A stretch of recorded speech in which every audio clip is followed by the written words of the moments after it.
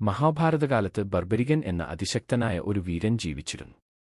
ഭീമന്റെ പുത്രനായ ഘടോൽക്കച്ചന്റെ മകനായിരുന്നു അവൻ. ചെറുപ്പം മുതലേ അസാധാരണമായ ധൈര്യവും ശക്തിയും അവനുണ്ടായിരുന്നു. ദേവന്മാരുടെ അനുഗ്രഹമായി അവൻ ലഭിച്ചത് 3 അദ്ഭുത അമ്പുകൾ. ഒരു അമ്പ് ശത്രുക്കളെ അടയാളപ്പെടുത്തും. രണ്ടാമത്തെ അമ്പ് അവരെ നശിപ്പിക്കും. മൂന്നാമത്തെ അമ്പ് തിരികെ അവന്റെ കുപ്പായത്തിലേക്ക് മടങ്ങും. അത്ര ശക്തമായ ആയുധങ്ങളായിരുന്നു അവ.